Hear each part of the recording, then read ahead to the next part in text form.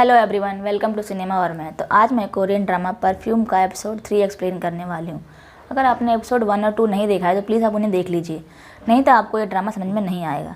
तो चलिए शुरू करते हैं। इस एपिसोड में हम देखते हैं कि जिंगक्यांग मिनजेही को आवाज़ देकर रोक लेती है और मिनजेही को उसका फ़ोन वापस करते हुए कहती है, आपका और मेरी मॉम का फ़ोन केस एक जैसा ही है। यहाँ पर जिंगक्यांग मिनजेही को नहीं पहचान पाती क्योंकि जिंगक्यांग ने अपनी मॉम की यंग एज की फ़ोटो देखी ही नहीं थी। तभी हम देखते हैं कि सियोडू मिनजेही को अपने कैबिन में बुलाकर काफ़ी भला बुरा कहने लगता है। कहता है कि तुम्हारी हिम्मत कैसे हुई मेरे पीठ पीछे मॉडल शूट करने की। तभी वहाँ पर जीना आकर मिनजेही की साइड लेती है और सियोडू को बताती है कि मिनजेही को मैंने ऑडिशन में बुलाया है। नेक्स्ट सीन में जिंगक्यांग और उसकी फ्रेंड को मैसेज आता है कि वो दोनों ऑडिशन में सेलेक्ट हो गई हैं और मिनजेही को भी मैसेज आता है कि वो सेलेक्ट हो गई है। अगले सीन में हम देखते हैं कि सियोडू घर पर मिनजेही से कहता है, सेकंड ऑडिशन में फ़ोटो शूट होने वाला है जिसके लिए आउटफिट तुम्हें खुद बनाना पड़ेगा, लेकिन तुम्हारे पास तो ढंग के कपड़े हैं ही नहीं, अब तो तुम गई। इस पर मिनजेही कहती है, इसलिए तो मैं आपसे $2000 एडवांस मांग रही थी। इस बात पर सियोडू कहता है, $2000? उफ, ये लड़की तो सिर्फ एडवांस मांगती रहती है। नेक्स्ट सीन में मिनजेही अपने उसी क्लॉथिंग स्टोर पर जाती है जहाँ उसने अपनी आईडी छोड़ी थी। मिनजेही स्टोर लेडी को पैसे देकर वो ड्रेस मांगती है, जिस पर वो स्टोर लेडी उसे ड्रेस देते हुए कहती है कि तुम्हें पैसे देने की ज़रूरत नहीं है, इस ड्रेस के पैसे मुझे पहले ही किसी ने भर दिए हैं और तुम्हारी आईडी भी वही ले गया है, और हाँ, हमने इस ड्रेस की फिटिंग भी कर दी है। मिनजेही उस आदमी का नाम पूछने लगती है, जिस पर वो लेडी बात को टालने लगती है क्योंकि मिस्टर पार्क ही मिनजेही की आईडी ले गए थे। नेक्स्ट सीन में मिनजेही घर आकर सियोडू से पूछती है कि स्टोर पर मेरी ड्रेस के पेमेंट आपने की है क्या, और वहाँ पर मेरी मॉम की आईडी भी थी, क्या वो आपके पास है? इस पर सियोडू कहता है, मैं भला क्यों किसी की आईडी लेने लगा, मुझे उसका क्या काम। जिस पर मिनजेही मन में सोचती है कि ये भला क्यों मेरी ड्रेस के पैसे देगा, पर मेरी आईडी कौन ले गया होगा इस ड्रेस के पैसे देकर। नेक्स्ट सीन में मिस्टर पार्क को प्राइवेट डिटेक्टिव मिनजेही की हाई स्कूल रिकॉर्ड बुक लाकर देता है। वो डिटेक्टिव मिस्टर पार्क से कहता है कि मिनजेही अपने स्कूल में बहुत पॉपुलर थी क्योंकि वह सुंदर थी, पढ़ने में होशियार थी और ड्रामा क्लब में भी पार्टिसिपेट करती थी, पर वो कॉलेज के दिनों में प्रेग्नेंट हो गई थी, इसलिए उसने कॉलेज छोड़कर शादी कर ली थी। मिनजेही को कोई हार्मोनल प्रॉब्लम भी थी जिसकी वजह से उसका वजन बहुत बढ़ गया था और पिछले 10 सालों में वो मोटी भैंस हो गई है। इस बात पर मिस्टर पार्क काफ़ी परेशान होते हैं और उस डिटेक्टिव से कहते हैं, ये सब क्या सच है, ये हाई स्कूल बुक क्या मिनजेही की है ना, मतलब 20 साल पहले की? तो वो डिटेक्टिव कहता है हाँ। मिस्टर पार्क मन में सोचने लगता है कि ये कैसे हो सकता है कि कोई इंसान अचानक से मोटे से पतला हो जाए। मिनजेही का वजन तो बहुत ज़्यादा है, तो फिर वो इतनी स्लिम कैसे हो गई। यहाँ पर मिस्टर पार्क को मिनयरिन यानी मिनजेही पर शक होना स्टार्ट हो गया था। अगली सुबह ऑफिस जाते वक्त मिस्टर पार्क सियोडू से कहते हैं कि तुमने मिनयरिन में कुछ अजीब बात देखी है क्या? तो सियोडू कहता है, हाँ, उसका तो इस धरती पर होना ही एक अजीब बात है। मिस्टर पार्क कहते हैं, मेरा मतलब ये नहीं था जैसे वो अचानक से गुब्बारे की तरफ फूल गई हो। इस पर सियोडू कहता है, तुम क्या पागल हो गए हो, मैंने तुम्हें मिनयरिन का बैकग्राउंड चेक करने के लिए बोला था, तुम उस पर ध्यान दो, समझे। नेक्स्ट सीन में सारी मॉडल का फोटोशूट स्टार्ट हो जाता है और सारे जजेस के साथ सियोडू भी वहाँ पर होता है। ऑफ कोर्स उसी की तो एजेंसी है तो वो होगा ही ना। जब जिंगक्यांग का फोटोशूट स्टार्ट होता है तो वो अच्छे से एक्सप्रेशन नहीं दे पा रही थी, जिस पर एक जज बोलता है, अपने फर्स्ट लव के बारे में सोचो डियर, सोचो कि वो तुम्हें ही देख रहा है और पोज जरा अच्छे से दो। जिंगक्यांग मिनसियोक के बारे में सोचने लगती है, जिसके बाद जिंगक्यांग का फ़ोटोशूट बहुत ही बेहतरीन होता है। उसके बाद मिनजेही का फ़ोटोशूट स्टार्ट हो जाता है और मिनजेही तो है ही कमाल, वो तो बहुत ही बेहतरीन पोज देती है। मिनजेही का फ़ोटोशूट देखते वक्त सियोडू को पता नहीं क्या हो जाता है और सियोडू बेहोश होकर गिर जाता है। सियोडू को हॉस्पिटल ले जाया जाता है, तब जाकर वो ठीक होता है। मिनजेही और जीना दोनों सियोडू के पास ही होते हैं। जीना मिनजेही से फिक्र ना करने को कहती है और फिर वहाँ से चली जाती है। जीना के जाने के बाद सियोडू को होश आता है और सियोडू घर जाने की बात करता है। नेक्स्ट सीन में मिनजेही घर पर सोने के लिए जा रही होती है, लेकिन म्यूजिक की आवाज़ सुनकर वह सोचती है, ये गाना तो मैंने पहले भी कहीं सुना है शायद। वो म्यूजिक सियोडू ही बजा रहा होता है। म्यूजिक ख़त्म होने के बाद सियोडू किसी को याद करके रोने लगता है। फिर आगे हम देखते हैं कि मॉडल के ऑडिशन का आखिरी राउंड हो रहा होता है, जो टीवी पर लाइव दिखाया जाता है। इस आखिरी राउंड में काफ़ी लड़कियाँ सेलेक्ट हो जाती हैं।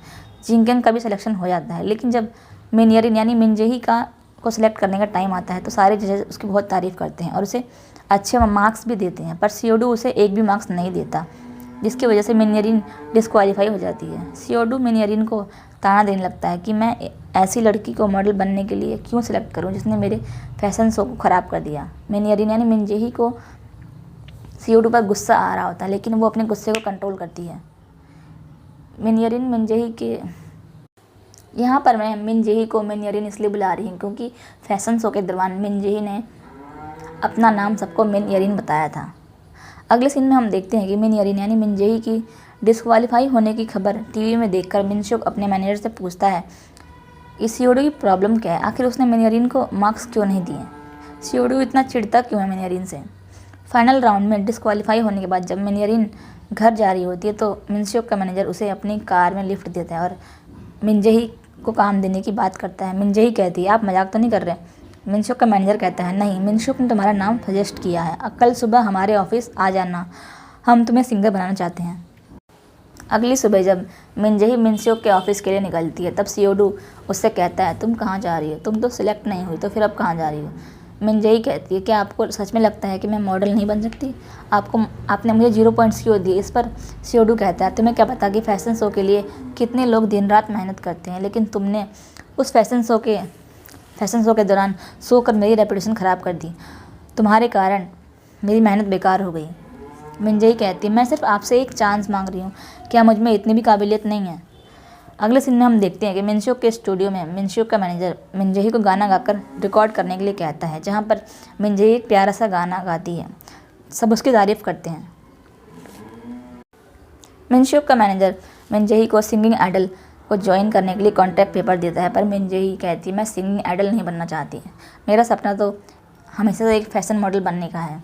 मिनशुक का मैनेजर कहता है मॉडल्स का करियर ज़्यादा नहीं चलता है, तुम्हें सिंगिंग में ट्राई करना चाहिए, पर मिनजेही मना कर देती है। नेक्स्ट सीन में होटल में मिस्टर पार्क सियोडू को बताते हैं कि मिनयरिन को मिनशुक की एजेंसी ने हायर कर लिया है, वो उसको सिंगिंग आइडल की ट्रेनिंग दे रहे हैं। जिस पर सियोडू कहता है आइडल और वो उसमें इतना टैलेंट है कि वो आइडल बन पाएगी। मिस्टर पार्क बोलते हैं हाँ, आजकल तो सभी आइडल ही बनना चाहते हैं और तुमसे उसे एक भी पॉइंट नहीं मिले और वो सेलेक्ट नहीं हो पाए, इससे बढ़िया तो है कि वो आइडल ही बन जाए। सियोडू कहता है अभी के अभी उस मिनयरिन को यहाँ बुलाओ, मुझे भूख लगी है। मिस्टर पार्क बोलते हैं वहाँ पर वो स्टार बनने जा रही है तो वो तुम्हारे लिए खाना क्यों बनाएगी। सियोडू कहता है मुझे इरिटेट मत करो, अगर मिनयरिन वापस नहीं आई तो तुम भी कल से मत आना। इस बात पर मिस्टर पार्क भी सोच में पड़ जाते हैं। फिर हम देखते हैं कि सियोडू लिफ्ट में होता है तो मिनजेही भी वहाँ आती है और सियोडू से कहती है मुझे मॉडल बनना है, मैं सच कह रही हूँ। जिस बात पर सियोडू कहता है तुम तो सिंगर बन रही हो ना, और फिर भी तुम्हें मॉडल बनना है, तुम्हें तो खुश होना चाहिए कि अब तुम्हें ना तो खाना बनाना पड़ेगा और ना ही सफाई करनी पड़ेगी। मिनजेही कहती है मेरे पास ज़्यादा वक्त नहीं बचा है, मैं अपनी लाइफ में कुछ अचीव करना चाहती हूँ। जिस पर सियोडू कहता है क्या तुम्हें कोई लाइलाज बीमारी हो गई है जो तुम्हारे पास वक्त नहीं है। मिनजेही कहती है मेरे पास सिर्फ 1 साल का ही वक्त है, कहीं ये वक्त हाथ से ना निकल जाए, उससे पहले मैं मॉडल बनकर कुछ करना चाहती हूँ। सियोडू कहता है एक मॉडल जो सिलेक्ट हुई थी वो इंजर्ड हो गई है, अब मेरे पास तुम्हें सेलेक्ट करने के अलावा कोई ऑप्शन नहीं है, लेकिन तुम्हें मेरे घर पर और भी ज़्यादा काम करना पड़ेगा। नेक्स्ट सीन में हम देखते हैं कि जिंगक्यांग की फ्रेंड हॉस्पिटल में होती है क्योंकि वही वो मॉडल थी जिसका जो इंजर्ड हो गई थी। जिंगक्यांग कहती है तुम फिक्र मत करो, सब ठीक हो जाएगा। घर पर सियोडू मिनजेही से पूछता है कि मेरे डिज़ाइनर कपड़े पहनने का शौक़ तुम्हें कब से हो गया। मिनजेही कहती है कुछ वक्त पहले की बात है, आपकी ईडो शॉप में फैंसी और डिज़ाइनर कपड़ों को देखकर मुझे लगता था कि काश मैं भी उन्हें पहन पाती, लेकिन मैं जानती थी कि ये एक सपने जैसा है। सियोडू कहता है क्यों, तुम गरीब थी इसलिए ऐसे सोचती थी। मिनजेही कहती है मैं सपने में देखती थी कि आपके डिज़ाइन किए हुए कपड़े पहनकर मैं फ़ैशन शो में चल रही हूँ। मिनजेही यहाँ पर सियोडू की डिज़ाइन की काफ़ी तारीफ़ करती है। मिनजेही सियोडू को एक अच्छा डिज़ाइनर बताती है और कहती है आप सिर्फ बाहर से ही सख्त मिजाज हैं लेकिन दिल से बहुत अच्छे हैं। सियोडू कहता है इतनी तारीफ़ की ज़रूरत नहीं है, कुछ ज़्यादा ही हो रहा है, अब जाओ यहाँ से। नेक्स्ट सीन में मिनशुक और जीना बात कर रहे होते हैं। यहाँ हमें पता चलता है कि इन दोनों का पहले से रिलेशनशिप रह चुका है। जीना कहती है भले ही मेरा डाइवर्स हो गया हो लेकिन मैं दोबारा तुम्हारे पास वापस नहीं आने वाली। मिनशुक से कहती है मैंने सिर्फ सियोडू को जलाने के लिए तुमसे प्यार का नाटक किया और तुमने भी वही किया। ये कहकर जीना वहाँ से चली जाती है। नेक्स्ट डे सियोडू एक कॉन्फ्रेंस में अपने एजेंसी के ईडो होम का न्यू कलेक्शन लॉन्च करता है, जहाँ पर सियोडू बताता है कि इस साल वो मिलान, पेरिस और न्यू यॉर्क फैशन वीक में डेब्यू कर रहा है। उसके बाद हम देखते हैं कि कार में जाते वक्त जीना सियोडू से कहती है प्रॉमिस करो कि ग्लोबल डिज़ाइनर बनने के बाद तुम मुझे भूलोगे नहीं। जिस बात पर सियोडू कहता है मैंने जब से डिज़ाइनिंग स्टार्ट किया तब से मैं एक ग्लोबल डिज़ाइनर ही हूँ, तुमने शायद रियलाइज़ अब किया है, लेकिन आज तुम इतनी चिकनी चुपड़ी बातें क्यों कर रही हो। हस्बैंड से झगड़ा हुआ है क्या तुम्हारा? यहाँ पर हमें मालूम पड़ता है कि जीना ने अपने डाइवोर्स की बात सीओडू को भी नहीं बताई है। अगले सीन में जीना सभी मॉडल्स को प्रैक्टिस करवा रही होती है कि ऐसे वॉक करो, ऐसे चलो, ऐसे देखो। तभी वो जिंगकिम को उसका पोस्टर ठीक करने के लिए वॉल के सहारे खड़ा कर देती है। मिंजेही भी ये सब देख रही होती है। जीना सारी गर्ल्स को रोक कर उनमें से मियाओं से कहती है, तुम वॉक करके दिखाओ, और सभी गर्ल्स मियाओं को ध्यान से देखो। नेक्स्ट सीन में मिंजेही जिंगकिम से पूछती है, क्या तुम मेरे साथ पोक का सूप पीने चलोगी? फिर वो दोनों रेस्टोरेंट में बैठकर पोक सूप पीते हैं। पोक सूप पीते हुए जिंगकिम मिंजेही से पूछती है, तुम्हें कैसे पता कि मुझे पोक का सूप पसंद है? मिंजेही कहती है, पोक सूप तो सबको पसंद होता है ना मोस्टली, इसलिए मैंने सोचा। जिंगकिम कहती है, तुम्हें देखकर मुझे लगता है कि मैंने तुम्हें भी पहले भी कहीं देखा है, शायद मैं तुम्हें जानती हूँ। जिस पर मिंजेही कहती है, क्या सच में? मुझे भी ऐसा ही लगता है, मुझे भी तुम बहुत अच्छी लगी, क्या हम दोस्त बन सकते हैं? इस सीन के बाद हम देखते हैं कि मिनशुक अपने मैनेजर से पूछता है, आपने मिनयरिन को साइन कर लिया है ना सिंगिंग आइडल के लिए? वो मान गई ना? मिनशुक का मैनेजर बोलता है, मिनयरिन को मॉडल नहीं बनना है, इसलिए वो हमारे साथ काम नहीं करेगी। उसे लगता है कि शियोडू की एजेंसी ही उसे अच्छी तरह से गाइड कर पाएगी। इस बात पर मिनशुक अपने मैनेजर से काफ़ी गुस्सा होता है और वो कहता है कि आपसे एक छोटा काम नहीं हो पाया। मिनशुक गुस्से में वहाँ से चला जाता है। इसके बाद वहाँ पर एक रिपोर्टर आता है। वो रिपोर्टर मिनशुक और जीना की कुछ फ़ोटोज़ या वीडियोज़ खींच कर लाया था। ये सब फ़ोटो देखकर मैनेजर कहता है कि प्लीज़ इस फ़ोटो और वीडियोज़ को लीक मत करना। इस पर वो रिपोर्टर कहता है, अगर ये खबर बाहर फैल गई कि मिनशुक का अफेयर एक डाइवर्सी लेडी से चल रहा है तो बवाल हो जाएगा। मिनशुक का मैनेजर उस रिपोर्टर को पैसे देकर वो फ़ोटोज और वीडियोज़ पब्लिक ना करने की बात कर लेता है। इस बात पर वो रिपोर्टर मान जाता है। नेक्स्ट सीन में मिंजेही जिंगकिम के साथ पार्क में बैठी होती है, जहाँ पर मिंजेही उससे पूछती है, क्या तुम एक मॉडल बनना चाहती हो? इस पर जिंगकिम कहती है, मैं तो सिर्फ अपनी फ्रेंड्स के साथ यहाँ बस ऑडिशन देने आई थी, लेकिन अब मुझे मॉडलिंग करना अच्छा लगने लगा है, अब मैं इसमें ही अपना करियर बनाऊँगी। मिंजेही कहती है, तुम्हारे पेरेंट्स इस बात पर नाराज़ नहीं हुए? तो इस पर जिंगकिम कहती है कि मैंने उन दोनों को अभी नहीं बताया है और मॉम घर छोड़कर कहीं चली गई हैं। अब जिंगकिम को यहाँ पर क्या पता कि उसकी मॉम तो उसके सामने ही बैठी हुई हैं। जिंगकिम आगे बोलती है कि उसके डैड घर पर आते ही नहीं हैं। इस बात पर मिंजेही थोड़ा गुस्सा होने लगती है। इसके बाद हम किम ताई जुन को देखते हैं, जो अपने गर्लफ्रेंड के घर पर लैपटॉप में कुछ कर रहा होता है और उसकी गर्लफ्रेंड टीवी पर उसी शो को देख रही होती है जो मॉडल्स के ऑडिशन का था।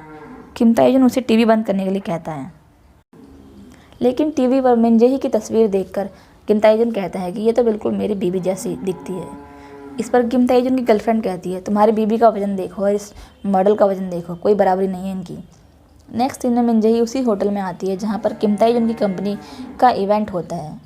इस इवेंट में किम ताई जुन को उसकी परफॉर्मेंस के लिए अवार्ड मिलने वाला था। मिंजेही वहाँ पर अपने असली रूप में जाती है और स्टेज पर जाकर किम ताई जुन को के साथ खड़ी हो जाती है अवार्ड लेते वक्त। किम ताई जुन मिंजेही से पूछता है, तुम यहाँ क्यों आई हो, तमाशा क्यों कर रही हो? मिंजेही कहती है, मुझे भी कोई शौक़ नहीं है तुम्हें देखने का, मैं तुम्हें जल्द ही डाइवोर्स दे दूँगी, पर अभी ये सही वक्त नहीं है। मिंजेही वहाँ पर किम ताई जुन को काफ़ी परेशान करती है। होटल से जाते वक्त लिफ्ट में फिर से लिफ्ट में लोग ज़्यादा होने के कारण लिफ्ट नहीं चल पाती, जिस पर मिंजेही इस बार खुद बाहर ना जाकर बल्कि जो आदमी लास्ट में आया था उसको बाहर भेज देती है और लिफ्ट चल पड़ती है। यहाँ पर शियोडू की वजह से मिंजेही में काफ़ी कॉन्फिडेंस आ चुका है। अब वो अपने वेट को लेकर शर्मिंदा नहीं होती है। नेक्स्ट सीन में मिंजेही शियोडू के कमरे की सफाई कर रही होती है। तभी वो टेबल के नीचे एक बटन जिसे दबाते ही वो एक सीक्रेट रूम में पहुंच जाती है, जहां पर शियोडू ने बहुत सारी ड्रेसेस डिज़ाइन करके रखी होती है। मिंजेही उन सभी ड्रेसेस को बारी बारी ट्राई करती है और कहती है, लगता है कि ये सारी ड्रेसेस मेरे लिए ही बनी हो, जैसे मुझे बिल्कुल फिट आ गई हैं। इतने में ही शियोडू वहाँ आ जाता है और मिंजेही पर उन ड्रेसेस को पहनने पर डांटने लगता है। शियोडू मिंजेही को वो ड्रेस निकालने के लिए बोलता है। गुस्से में शियोडू से उस ड्रेस की स्लीव फट जाती है। मिंजेही को बहुत बुरा लगता है और मिंजेही ड्रेस चेंज करके कहीं जाने लगती है, जिस पर शियोडू कहता है, तुम्हारी आदत है क्या प्रॉब्लम्स खड़ी करके भाग जाना? मिंजेही कहती है, मैं बस आज रात के लिए कहीं जा रही हूँ। ये सब होने के बाद आप भी मुझसे काफ़ी नाराज़ हैं और मैं खुद शर्मिंदा हूँ, मुझे वो ड्रेसेज आपसे पूछ कर लेनी चाहिए थी। इतना कहकर मिंजेही वहाँ से चली जाती है। इसके बाद शियोडू अपने रूम में एक ड्रेस का स्केच बना रहा होता है, लेकिन बार बार वो डिज़ाइन गलत हो रहा था, जिससे परेशान होकर वो पूरा का पूरा स्केच बुक ही फेंक देता है। फिर सियोडू अपने लैपटॉप पर सीसीटीवी फुटेज देखता है जिसमें वो देखता है कि मिनजेही तो उसके फ्लैट की लॉबी में ही सो रही है। इसके बाद वो मिनजेही को बुलाने जाता है, लेकिन गहरी नींद में होने के कारण मिनजेही नहीं उठती, जिस पर सियोडू उसे खुद ही खींचते हुए घर के अंदर ले जाता है और बेड पर लेटा देता है। मिनजेही को सोते देखकर सियोडू को अजीब अजीब ख्याल आने लगते हैं, इसलिए वो कमरे के बाहर आकर मिनजेही के बारे में सोचने लगता है। मिनजेही के बारे में सोचते हुए वो एक पूरी वाइन की बोतल पी जाता है और वो वहीं बेहोश हो जाता है।